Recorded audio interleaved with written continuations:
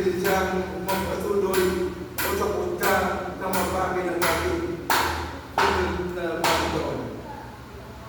Kaya hindi ka magpapag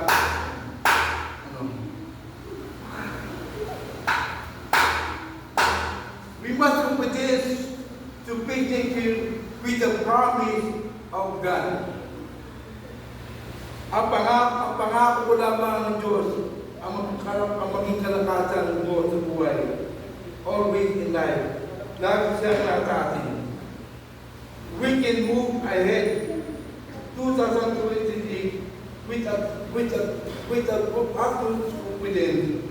Lagi lang tayo tumayo sa mga pangako niya. Amen? Pagsabi ng Diyos, hindi kita iwan. Totoo po yun. Hindi kita pabayaan. Amen? Huwag ka magkailangan. God, ay, totoo po. Totoo na ang sabi. Lagi tayong manalig sa presensya niya. Lagi niya tayong sasamahan.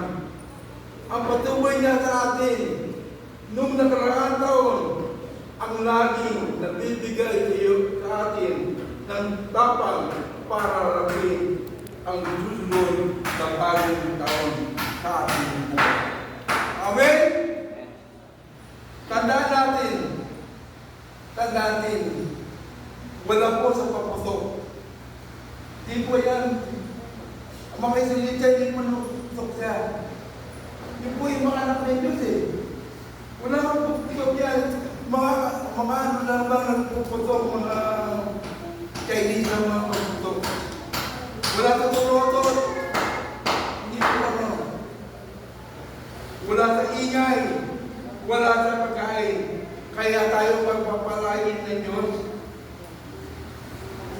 Kundi sa pagsunod at pagkilala at pagbibigay sa Kanya ng papuri at ating pagsalamat. Amen? So, babasa po natin awit 92 verse 4. Nandun po dyan, 92 verse 4. Na? Hallelujah. Sa Isaiah 3 verse 18, mababasa ninyo. It's another reason to be confident to face it. God wanted us to perform better than 2025. Amen? Are you confident now to promise once again to God?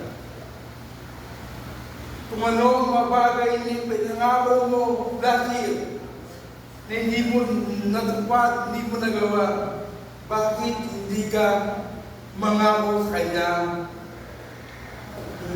ngayon?